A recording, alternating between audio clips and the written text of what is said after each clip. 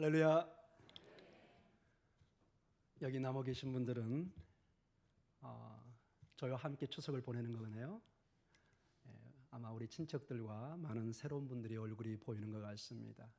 여러분들을 환영하고 또 여기서 여러분의 가족들과 귀한 또 이 예배 위에 복된 시간을 갖기를 축복하며 기도합니다. 또 멀리 가 있지만은 우리 가족들이 또 안전하게 잘 추석을 보내고 오기를 또 기도합니다. 우리 시간에 옆 사람을 보면서 축복합니다, 사랑합니다 인사하겠습니다.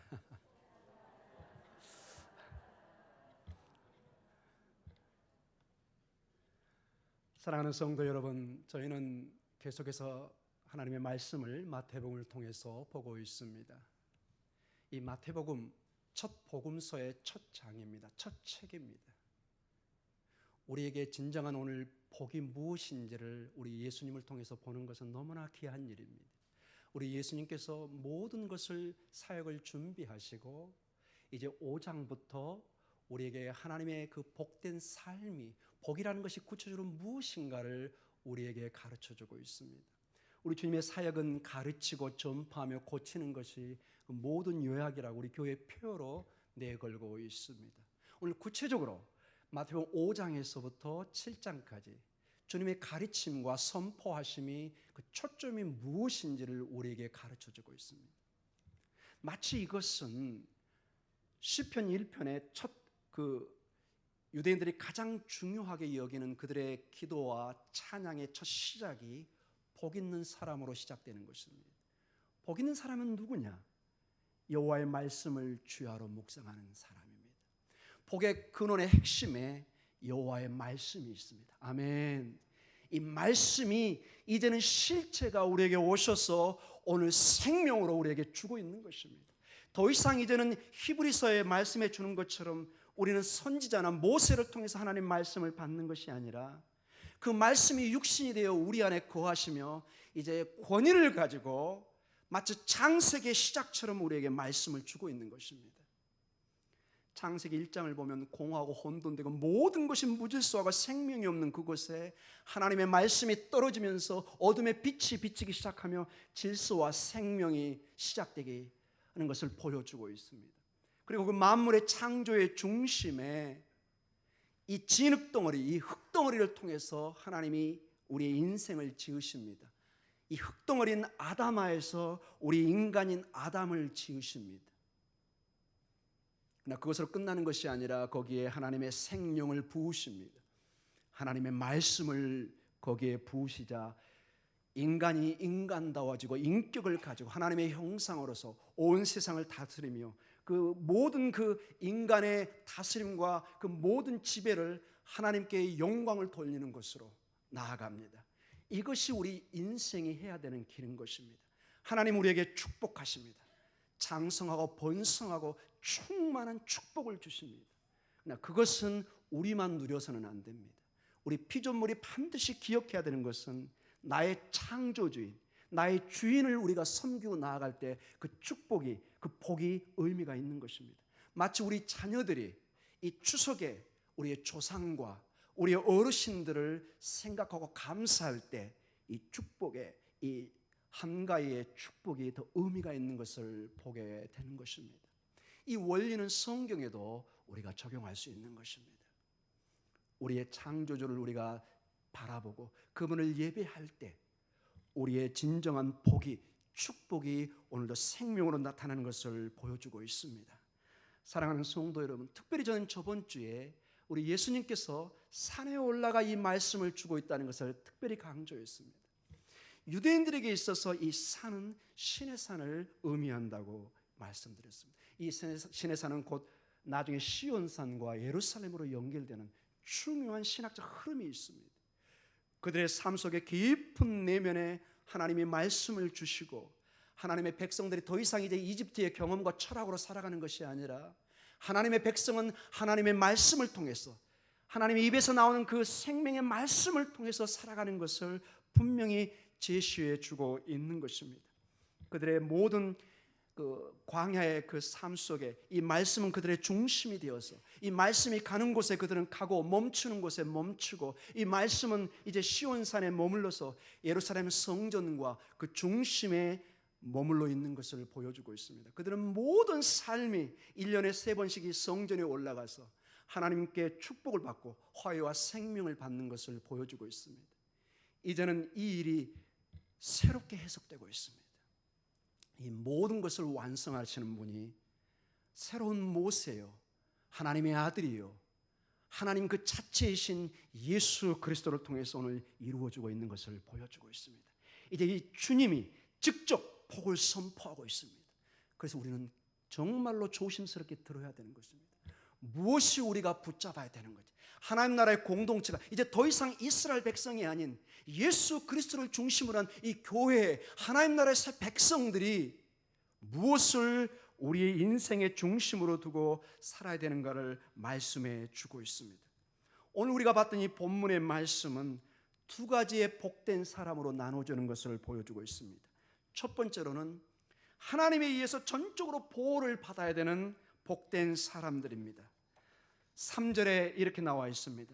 심령이 가난한 자는 복이 있나니 천국이 그들을 것입니다. 가난한 자입니다. 4절에 애통하는 자는 복이 있나니 그들이 뭘 받죠? 위로를 받습니다. 5절에 온유한 자는 복이 있나니 그들이 땅을 기업으로 받습니다.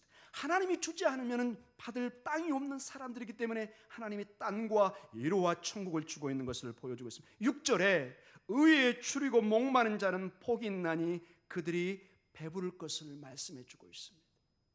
사랑하는 성도 여러분, 심령이 가난한 자, 애통하는 자, 온유한 자, 의에 줄이고 목마른 자, 이것은 우리 주님이 그 자체로 이 일을 하셨습니다. 먼저 그 주님이 공생의 삶을 통해서 심령이 가난했고 애통하고 온유하고 의에 줄이고 목말랐던 것을 우리에게 보여주고 있습니다. 그래서 이 주님을 따르는 우리가 주님을 닮아가는 것입니다. 우리 주님께서 이 모범을 보여주었기 때문에 우리는 전적으로 주님 앞에 심령이 가난한 자가 되어야 되고 애통하는 자가 되어야 되고 온유한 자가 되어야 되고 의에 줄이고 목마른 자가 되어야 될 것을 가르쳐주고 있습니다. 둘째로 옳은 일을 행하면서 복되다고 축복을 받는 사람입니다. 7절에 긍휼히 여기는 자는 복이 있나니 그들이 긍휼히 여김을 받는다고 말씀합니다. 우리가 긍휼을, 자비와 은총을 다른 사람에게 베푸는 것입니다. 그래서 우리가 하늘로부터 긍휼을 받는 것입니다. 마음이 청결한 자는 복이 있나니 그들이 하나님을 봅니다. 마음이 청결한 자, 오직 하나님만을 바라보는 그 마음, 그들이 하나님을 보고 있는 것을 보여주고 있습니다. 9절에 화평하게 하는 자, 피스메이커입니다. 그가 가는 곳에서는 웃음과 평화가 넘쳐나기 시작합니다. 이 사람에게 하나님의 아들이라는 축복을 주고 있습니다. 아멘. 10절에 의를 위하여 박해를 받는 자는 복이 있나니 천국이 그들 것입니다. 천국이 누구의 것인가? 하나님을 위해서, 의를 위해서 박해를 받는 사람이 천국을 소유할 것을 말씀해 주고 있습니다. 긍휼히 여기는 자, 마음이 청결한 자, 화평하게 하는 자, 의를 위하여 박해를 받는 사람, 바로 주님이 이 삶을 사셨습니다. 그래서 주님의 제자들에게, 주님의 학생들에게, 주님의 백성들에게 이 길을 따라서 하라고 말씀해 주고 있는 것입니다. 사랑하는 성도 여러분, 그래서 우리 주님께서 주시는 이 말씀은 굉장히 구체적인 윤리 강령입니다. 이 산상수를 학자들이 수백 년 동안 연구를 해오면서 많은 부분에 이 말씀을 우리가 죽어서 저 어디에 가는 천국에서 행할, 이건 너무 고귀한 윤리라 우리가 이 땅에서는 적용하기가 힘들다고 일부 학자들의 의견을 내놓은 사람이 있습니다. 그러나 주님은 분명히 오늘 이 본문을 통해서 보면 명확합니다. 제자들과 무리에게 주신 말씀입니다. 너네가 죽어서 행할 이 말씀이니까 꼭 기억해둬서 나중에 행하라, 이런 본문의 내용의 설명이 전혀 없습니다. 이 말씀을 듣고 그들은 즉각적으로 행하는 어떤 윤리 강령으로 예수님 자체의 삶을, 그 몸을 보여주신 것입니다. 마치 마지막 성찬식 때 죽음을 앞두고 빵을 나누고 포도주를 나누면서 이것은 내 몸이요 내 피라고 말씀하셨습니다. 그리고 새 언약을 이제 너희하고 맺는다고 말씀하셨습니다. 이 말씀, 오늘 이 산상수훈은 예수님 자체를 우리에게 내어주시는 것입니다. 너희가 이걸 나를 보고 내가 제자의 발을 닦듯이 너희도 닦고 섬기고 살라고 여러 곳에서 말씀해 주고 있습니다. 사랑하는 성도 여러분, 주님이 이러한 삶을 사시고 돌아가셨기 때문에 어마어마한 힘으로 세상에 남아서 지금 진리로 우리에게 다가오는 것입니다. 우리가 이러한 삶을 본받고 노력할 때 세상은 복음의 능력을 보고 놀랄 것입니다. 우리 목동중앙교회가 여기 하나라도 우리가 목표를 세우고 달려갈 때 세상은 우리 교회를 보고 놀랄 것입니다. 단순히 50년의 역사를 그냥 전통만을 자랑하는 것이 아니라 그냥 고치고 가르치고 전파하는 이것을 표로만 선포하는 것이 아니라 구체적인 여러분의 삶에 오늘 여러분 가족을 만났을 때 전혀 다른 모습을 보여줘야 한다는 것입니다. 여러분의 며느리가, 여러분의 시누이가, 여러분의 동서가 왔을 때 이제는 웃으면서 대하라는 것입니다. 구체적으로 빈대떡을 빚어서 먹여드리라는 것입니다. 아멘. 더 이상 이제는 명령하지 마십시오. 여러분의 손수 같이 하십시오. 이것이 구체적으로 여러분의 삶에 적용될 때 우리 어머님이 변하셨네. 오늘 11시 예배 설교 때문인가? 사랑하는 성도 여러분, 지금이라도 변화를 시키십시오. 우리 주님이 명령하고 있는 것입니다. 다른 사람 말을 안 듣더라도 하나님의 명령은 들어야 됩니다. 왜냐? 나의 생명의 주인이 지금 말씀하고 계십니다. 사랑하는 성도 여러분, 산상수훈은 그래서 강력한 힘을 가진 설교입니다. 산상수훈은 그래서 마태복음 전체 신학의 심장과도 같습니다. 이 말씀을 통해서 지금 새로운 공동체가 꿈틀거리며 세워지고 있는 것입니다.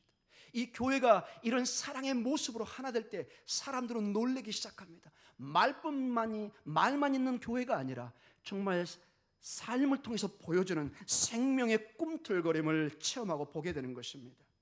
이것은 교회의 공동체가 어떻게 하나님의 자녀로 살아야 할지를 구체적으로 보여주는 지침인 것입니다. 이것은 그들을 대적하고 핍박하는 세상에 대한 태도와 관계까지도 보여주고 있습니다. 오늘 하나님께서는 이러한 부르심에 신실하게 응하는 제자들에게 복을 주시겠다고 약속해 주고 있습니다. 그래서 우리 공동체가 이제 몇 가지로 이 산상수훈에 우리가 반응을 해서 어떻게 우리가 행동을 취해야 될지 몇 가지를 나눠서 보도록 하겠습니다. 사랑하는 성도 여러분, 이 산상수훈을 통해서 볼 때 우리는 하나님 나라의 한 부분을 차지한 개인이 아니라 공동체로 존재한다는 것입니다. 마태복음 4장 17절에 예수님은 이 땅에 하나님 나라를 도래시켰습니다. 그 나라를 어떻게 보면은 이제 출발시키셨습니다. 마태복음 4장 17절을 같이 읽겠습니다. 시작. 이때부터 예수께서 비로소 전파하여 이르시되 회개하라, 천국이 가까이 왔느니라. 아멘.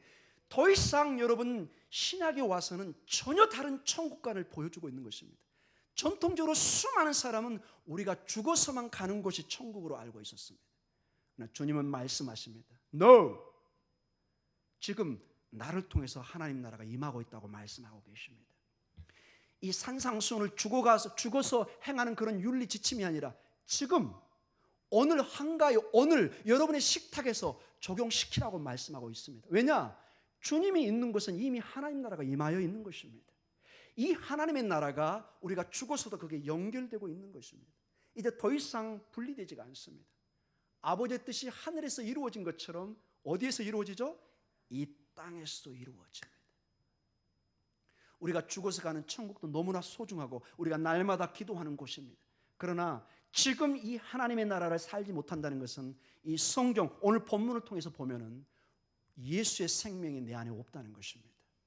특별히 우리 어르신들 날마다 기도하며 새벽마다 붙들고 기도하면서 이 균형을 찾으시기 바랍니다. 가끔 보면 목사님 제가 빨리 죽어야 될 것 같아요. 하나님 나라의 그 영광을 보러 가려고. 그러시면 안 됩니다. 여러분. 지금 여러분의 손주와 여러분의 며느리와 여러분의 자식 안에 하나님 나라가 임하여 있습니다. 이 축복을 오늘 한가위에 나누셔야 됩니다. 송편 하나를 나누시면서 축복을 나누십시오. 사랑을 나누십시오. 이 천국의 사랑이 그래서 영원한 세계로 연결되는 것입니다. 그래서 예수님을 따르는 제자들은 이 새로운 언약 공동체의 시민인 것을 몇 군데 중요한 구절에 말씀해 주고 있습니다. 사도 바울 선생님이 이렇게 말씀하십니다. 에베소서 2장 19절에 이런 말씀이 있습니다. 같이 읽겠습니다. 시작. 그러므로 이제부터 너희는 외인도 아니요 나그네도 아니요 오직 성도들과 동일한 시민이요 하나님의 권속이라. 너희는 성도들과 동일한 시민이요 하나님의 권속이라. 전부 다 원어에는 복수로 나와 있어요. 우리는 함께 하나님의 권속이 되는 것입니다.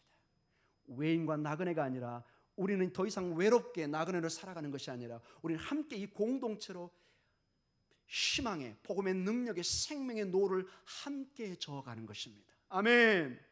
빌립보서 3장 20절에 더 중요한 말씀이 이렇게 나옵니다. 같이 읽겠습니다. 그러나 우리의 시민권은 하늘에 있는지라 거기로부터 구원하는 자 곧 주 예수 그리스도를 기다리노니. 우리는 놀란 하늘의 시민권을 갖는 사람입니다. 그 시민권을 지금도 가지고 있을 뿐만 아니라 이제 그 주일학교 때 우리 늘 불렀던 거 있죠. 구원열차 타고 이제 빵빵 타고 가는 그 티켓을 우리가 쥐고 있는 것입니다. 그러나 그 구원열차를 우리가 이제 새롭게 해석하죠. 이미 여기서 우리의 하나님 나라의 티켓을 우리가 적용할 수 있다는 것입니다. 사랑하는 성도 여러분, 우리는 천국의 시민권을 가진 놀라운 신분을 가진 어마어마한 사람들입니다. 그런데 오늘 산상수훈에 이제 이 시민권을 가지고 주님을 만났습니다. 주님을 통해서 이 하나님 나라의 백성이 되었습니다. 이제는 그 생명을 가지고 이제 하나님의 백성으로서 삶을 통해서 그 열매를 통해서 보여달라고 오늘 말씀해 주고 있습니다. 그래서 이 시민권자는 특권과 책임을 동시에 갖게 됩니다. 여러분 쉽게 설명하겠습니다. 내가 대한민국의 하나의 시민권이 됐을 때는 두 가지 이점이 있습니다. 대한민국은 이 정부는 절대적으로 우리를 보호해야 됩니다. 아멘. 이것을 하지 못할 때 우리는 크게 실망하게 됩니다. 대한민국을 통해서 우리는 큰 축복을 받습니다. 여러분 여기에 살 때는 많이 못 느낍니다. 그러나 해외여행을 하다 보면은 이 대한민국에 소속되어 있다는 것이 얼마나 중요한지 모릅니다. 너무너무 중요한 이 시민권, 이 요건이 있어야만이 우리가 여행을 할 수가 있습니다. 반대로 이 특권을 누림과 동시에 우리는 때로는 우리 자녀들을 군대에도 보내야 되고 세금도 내야 되고 많은 의무를 다해야 됩니다. 좀 심한 얘기로 외부에서 적군들이 넘어오면 목숨을 걸고 이 나라를 지켜야 되는 것입니다. 이것이 특권과 의무의 상관관계입니다. 하나님 나라로서 우리가 어마어마한 축복을 받았으면 말할 수 없는, 이건 지금은 잘 모르지만 우리가 영원한 세계 앞에 딱 섰을 때 이 하나님 나라의 시민권이 있는가 없는가는 어마어마한 차이를 두는 것입니다. 이제 이 축복을 받은 사랑하는 딸들아 아들들아, 이것을 나누라고야 합니다. 마치 노아가 방주를 짓는데 기회가 주어집니다. 소리가 들리고 마을까지 들립니다. 그러나 사람들이 복음을 듣는 사람들도 있고 듣지 않는 사람도 있습니다. 그러나 계속해서 노아는 수십 년을 산 위에서 방주를 짓습니다. 이 일을 우리가 해야 되는 것입니다. 우리는 복음의 소리를 내어줘야 되는 것입니다. 구체로 때로는 말로 우리의 행위를 통해서 우리 가족들에게, 친척들에게, 우리 이웃들에게 이 복음의 생명을 전할 책임을 가지고 있습니다. 이 부르심의 신실한 자에게 오늘 축복이 주어지는 것을, 즉 이 복, 마카리오스, 아시레이 이렇게 표현하셨습니다.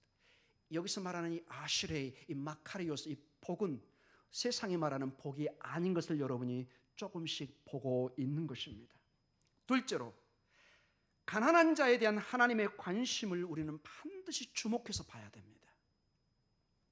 이 산상수훈의 앞부분의 네 부분은 가난한 자에 대해서 중심을 두고 있어요. 이거는 물질적인 가난과 동시에 영적인 가난한 모든 것을 포함하고 있는 것을 알게 됩니다. 3절에 다시 한번 보도록 하겠습니다. 마태복음 3절부터 심령이 뭐하죠? 가난한 자는 복이 있나니 천국이 그들의 것임입니다. 애통하는 자는 복이 있나니 그들이 위로를 받습니다. 온유한 자는 복이 있나니 그들이 땅을 기업으로 받습니다. 의에 줄이고 목마른 자는 복이 있습니다. 의냐 그들이 배부름을 받습니다. 사랑하는 성도 여러분, 가난한 자들은 그들은 복을 받습니다. 왜냐하면 그들은 하나님의 지대한 관심 속에 있는 것을 보여주고 있습니다. 그리고 하나님께서 그들을 변호하고 있는 것을 보여줍니다. 그래서 가난한 자를 향한 하나님의 관심은 우리의 관심이 되어야 됩니다. 예수 그리스도가 하나님의 관심이 이 가난한 자에게 있다는 것은 반드시 우리가 되새겨 봐야 될 것입니다.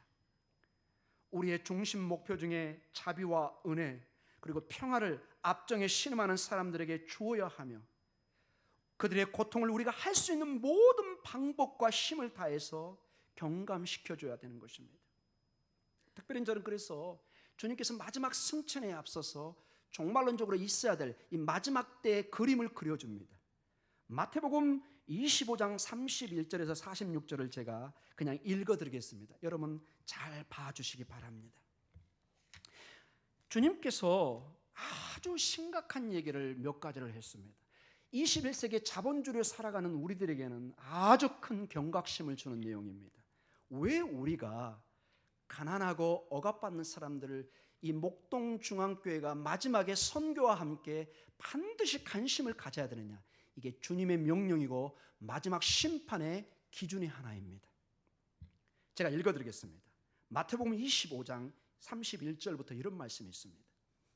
인자가 자기 영광으로 모든 천사와 함께 올 때 자기 영광의 보좌에 앉으리니 모든 민족을 그 앞에 모으고 각각 구분하기를 목자가 양과 염소를 구분한 것 같이 하여 양은 그 오른편에 염소는 왼편에 두니라.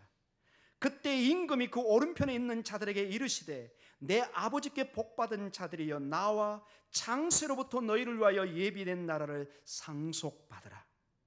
내가 줄일 때에 너희가 먹을 것을 주었고 목마를 때에 마시게 하였고 나그네 되었을 때에 영접하였고 헐벗을 때에 옷을 입혔고 병들었을 때에 돌보았고 옥에 갇혔을 때에 와서 보았느니라.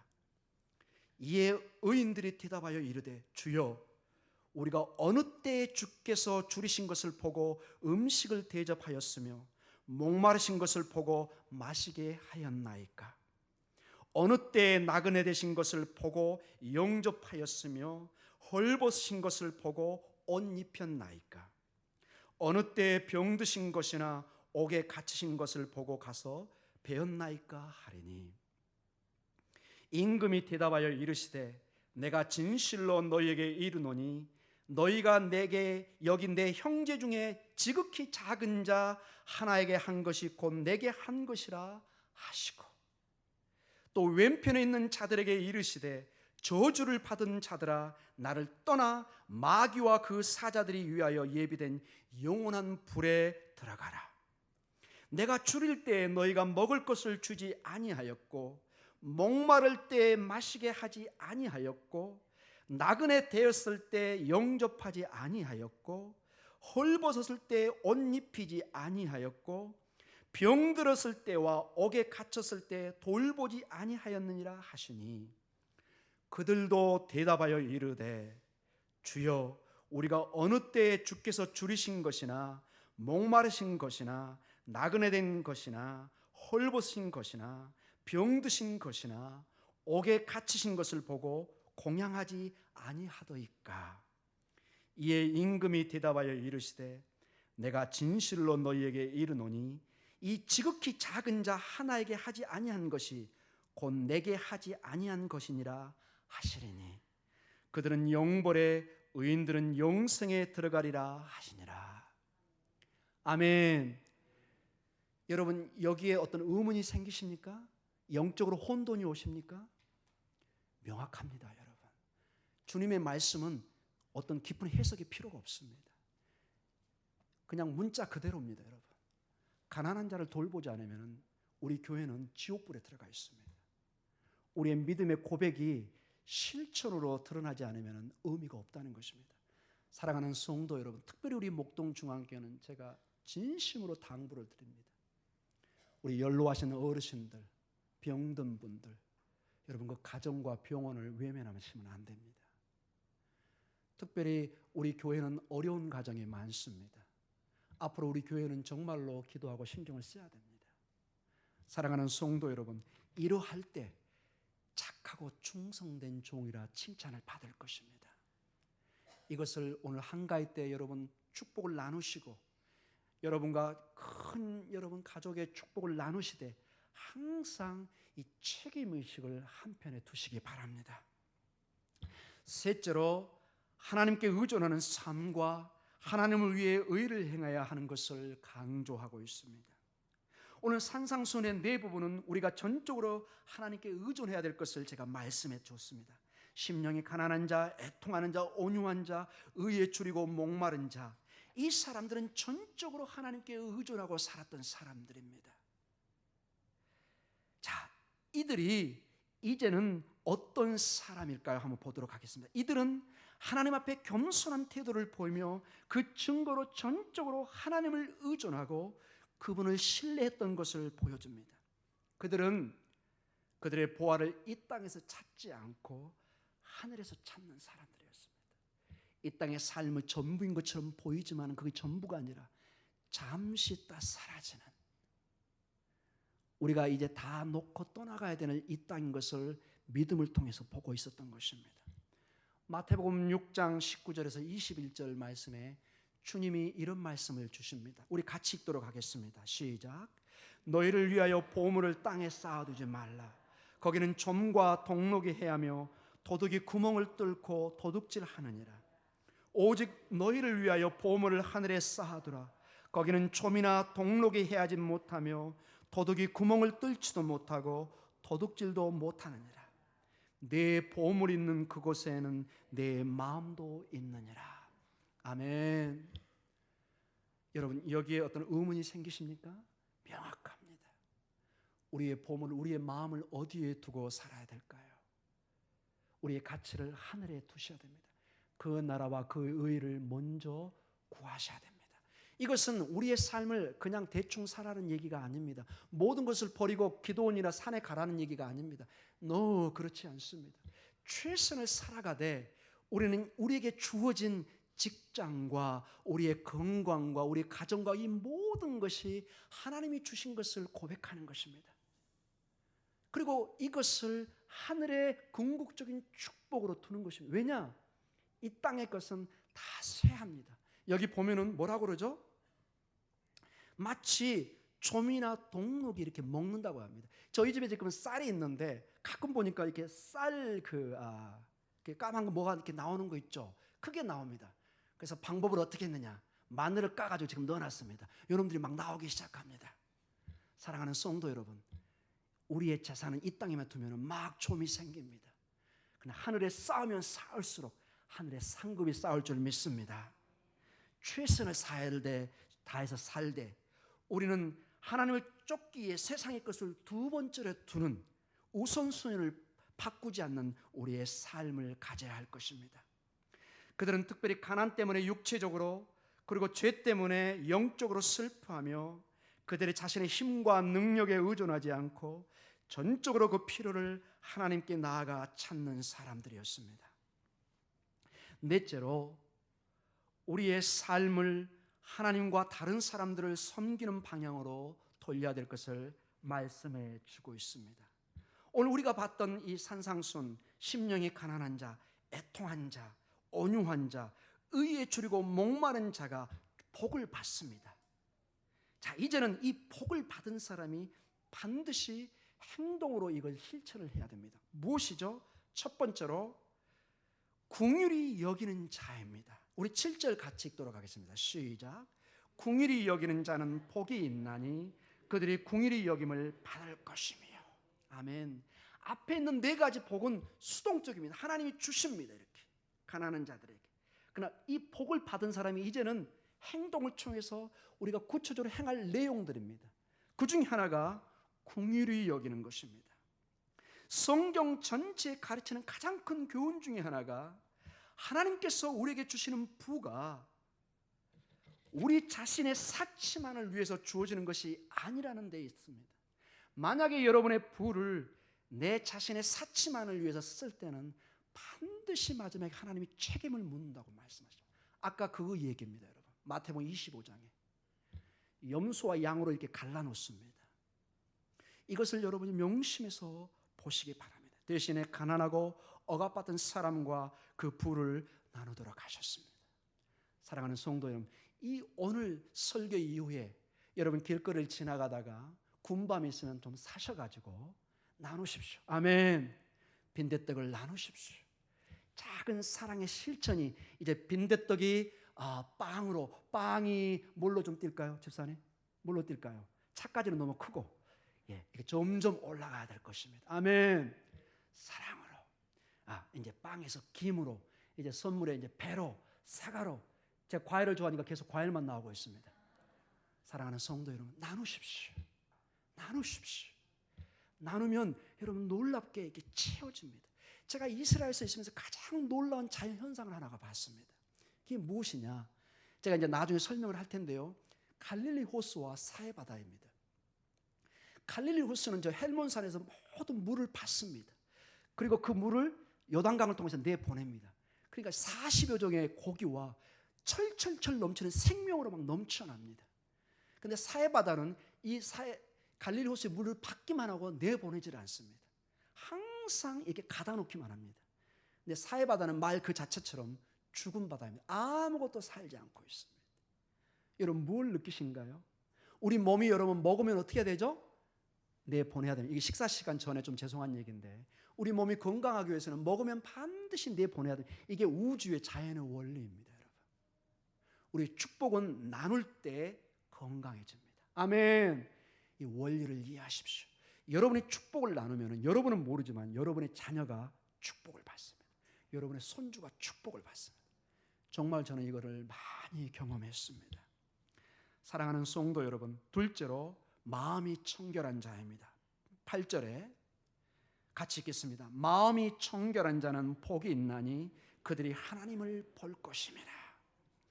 하나님과의 관계에서 청결한 마음을 가져야 됩니다. 여기서 특별히 청결한 마음은 오직 하나님만을 섬기는 것입니다. 하나님만 중심으로 내 삶의 우선순위를 두고 사는 그 나라와 그 의를 먼저 구하고 살아가는 삶입니다. 셋째로 화평케 하는 자입니다. 피스메이커입니다. 평화를 주는 사람입니다. 9절 같이 읽겠습니다. 시작. 화평하게 하는 자는 복이 있나니 그들이 하나님의 아들이라 일컬음을 받을 것이며. 아멘. 이 화평하게 하는 자는 사람들을 하나님과 관계에서 화평하게 만들고 사람과 사람의 관계를 화평하게 만듭니다. 우리 교회에 이런 사람이 너무 필요합니다. 여러분의 가는 곳에 막 웃음이 방글방글방글 일어납니다. 아멘. 막 빈대떡이 막 모락모락 막 김이 나기 시작합니다. 아멘. 여러분 가는 곳에 막 그리스도의 향기가 막 송편이 막 일어나기 시작합니다. 제가 유학 중에 가장 힘들었던 것이 어떤 사람을 보면 머릿속에 피해요. 왜? 항상 그 사람을 만나면 저를 지적을 합니다. 김진학 목사, 김진학 전사. 한두 번이 이제 계속 그러니까 막 힘들어요. 본인의 잘못은 단 한 번도 지적하는 걸 못 봤습니다. 항상 이분은 본인이 옳고 지적을 합니다. 그분이 가는 곳에서는 침묵이 흐르기 시작합니다. 여기 뭐죠? 꼬투리를 안 잡히려고 다들 침묵합니다. 그분이 말씀하시는 것만 경청해서 듣기 시작합니다. 여러분 그러면 곤란합니다. 여러분이 멀리 있으면 피하는 것이 아니라 막 쫓아가서 권사님, 집사님 이런 현상이 일어나야 됩니다. 아멘. 목사님 하고 달려가야지. 우리 목사님 밥맛 떨어져서 도망가면 큰일 납니다. 곤란합니다. 여러분. 이제는 여러분의 인생을 이제는 정말 전환점을 주십시오. 여러분 얼마나 더 사신다고 이런 말을 들으려고 합니까? 얼마나 더 사시려고? 9988입니까 여러분? 99세까지 팔팔하게 살다 그냥 며칠 알다 가는 겁니까? 그것도 짧습니다 여러분.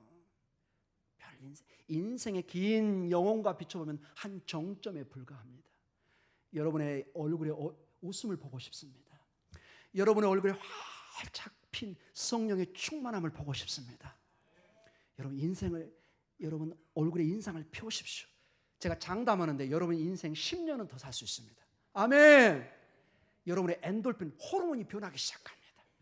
T임파고라고 여러분의 세포가 여러분 웃고 그러면 막 변화갑니다. 암세포가 막 못 견뎌서 막 도망가고 다 죽습니다. 이건 제 얘기가 아니라 의사들이 하는 얘기입니다. 아멘. 이게 하나님의 원리입니다. 그래서 여기 찬양대에 서는 사람들이 평균 연령이 10년이 넘는다고 그럽니다. 왜냐? 늘 찬양을 하니까 자기도 모르게 몸의 변화를 일으킵니다. 이건 제 얘기가 아니라 의사들이 하는 얘기입니다. 아멘. 평화의 사도가 되십시오. 어차피 사는 인생 염소가 되지 마십시오. 양이 되십시오. 양이 되십시오. 오늘 가셔서 어차피 음식 나누는 거 맛있게 드십시오. 얼굴에 여기를 펴십시오. 할렐루야. 마지막으로 하나님의 위에 박해를 받는 사람은 상을 받습니다. 사랑하는 성도 여러분, 성경의 이 원리를 보면은 그리스도의 복음을 가지고 사는 사람들에게는 이상하게 핍박이 옵니다. 이것은 눈에 보이든지 안 보이든지 우리에게 핍박이 다가옵니다. 한 예로 여러분, 지금 우리 실향민들이 그 파주 그쪽에 가면은 지금 북녘을 바라면서 눈물로 제사와 그 의식을 행하는 것을 아마 방송에 보실 것입니다. 저도 몇 번 봤습니다. 북한에는 여러분 예수의 예자만여도 죽거나 수용소에 끌려가는 아주 비참한 그런 현상이 있습니다. 아랍 지역도 마찬가지고요.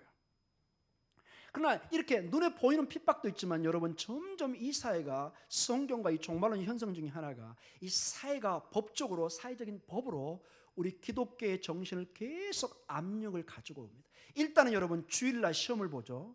그리고 여러분 지금 우리가 강력하게 동성연애나 동성결혼을 반대하지만 여러분 조만간 우리나라 통과합니다. 여러분 미국이 이미 그게 통과가 돼가지고 여러 주에서 어떤 한 우리 같으면 동사무소의 직원이 이 커플이 와서, 동성애 커플이 와서 결혼 증명서를 떼달라고 하니 그걸 안 해버린 겁니다. 나는 신앙의 양심으로 사인을 할 수가 없다. 그래서 이 부부가 고소를 해가지고 교도소에 잡혀갔습니다. 막 굉장한 사회 이슈가 돼가지고 나오긴 나왔지만은 지금 굉장한 문제가 심각합니다. 기독교 국가인 미국도 그렇다면은 우리 대한민국은 시간 문제입니다. 성경은 이게 창조 질서를 완전히 깨트리는, 하나님의 그 창조 원리가 반드시 남녀가 한 가정을 이루게 되어 있습니다.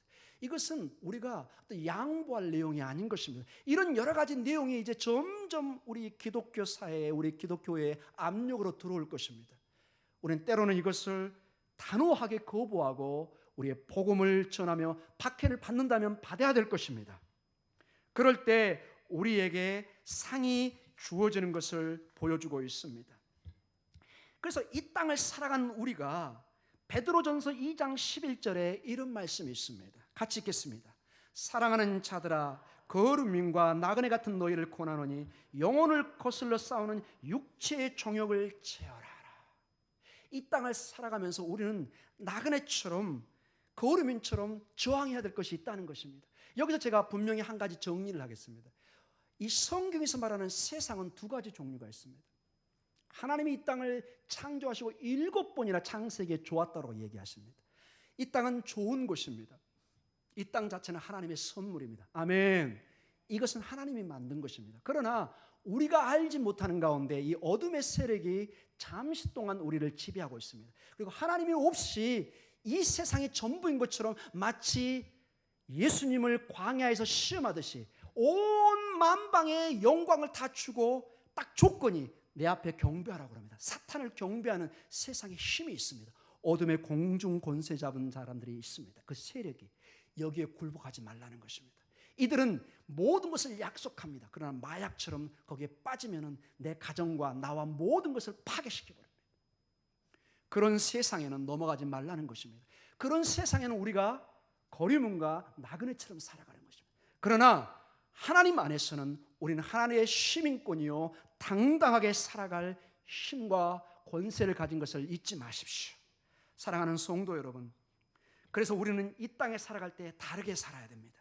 이 땅에 완전히 속한 사람들처럼 살아서는 안 됩니다. 이 땅에 속해 있으나 속하지 않은 이 긴장을 보시기 바랍니다. 즉 하나님 나라가 이미 와서 우리에게 생명을, 이 놀라운 소식이 우리 안에 퍼지고 있으며 이 교회를 형성하고 있지만은 그러나 아직은 아닙니다.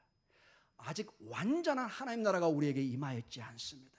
이 긴장관계, 이미 와 있는 하나님 나라, 그러나 아직 완성이 되지 않은 그 하나님 나라의 그 긴장관계 속에 우리가 살아가고 있습니다. 그래서 복음이 와 있고 생명이 와 있지만 아직도 우리에게 눈물이, 죽음이, 때로는 내 사랑하는 사람이 내 곁을 떠나가는 것입니다. 왜냐? 완전한 나라가 오지 않았기 때문에. 그래서 내 몸이 늙어갑니다. 왜? 완전한 한 나라가 오지 않았기 때문에. 그러나 우리 어르신들 제가 보장합니다. 우리가 죽어서 부활할 때 최고의 미인으로 부활할 줄 믿습니다. 아멘. 누구도 이 우리의 그 아름다움을 세상 기준으로 보지 않는, 에덴 동산의 아담과 하와가 가졌던 그 완전한 그 하나님의 창조 그 자체로 부활할 줄 믿습니다. 우리 주님이 그거를 보여주셨습니다. 사랑하는 성도 여러분, 이제 결론으로 말씀을 마치겠습니다. 이제 우리는 예수 그리스도의 생명을 만난 사람입니다. 아멘. 사랑하는 남녀도 사랑하는 사람을 만나면 막 가슴이 뛰고 어쩔 줄 몰라 하고 막 엄마 아빠도 내버리고 막 도망가고 그 사랑하는 사람한테 가잖아요, 여러분. 여러분 웃으신 분들은 다 과거에 경험이 있는 분들이에요. 저도 마찬가지고. 사랑하는 성도 여러분, 우리 예수님은 우리의 사랑하는 사람과 비교할 수 없는 영원한 생명이십니다. 우리의 첫사랑을 회복하셔서 그분 안에 이 생명을 누리시고 그분이 우리의 삶으로 모범을 보여줬던 오늘 이 구체적인 삶을 우리의 힘으로 할 수 없지만 주님은 말씀하십니다. 이제 계속해서 우리가 이 산상수훈을 봐갈 텐데 계속해서 구하고 두드리고 이어라고 얘기합니다. 그리고는 말씀하십니다. 너에게 선물을 주는데 그 선물이 나중에 보니까 성령을 선물로 줍니다. 아멘. 주님은 아셨습니다. 우리의 힘으로 이러한 삶을 살지 못하는 것을 주의 성령이 충만히 임할 때 이 삶을 살 수 있습니다. 주의 권능의 성령이 임할 때 땅끝까지 이르러 제자의 삶을 살 수 있습니다. 성령이 임할 때 사랑하지 못하는 사람을 사랑하게 됩니다. 손을 잡지 못하는 사람을 손을 잡게 됩니다. 아멘. 오늘도 우리 성도들의 삶에 주의 성령이 폭포수처럼 임해서 하나님의 이 놀라운 삶을 여러분의 삶에 열매로 드러내서 우리 주님이 착하고 충성된 종이라는 놀라운 축복의 은혜가 넘치기를 축복하며 기도합니다. 기도하겠습니다.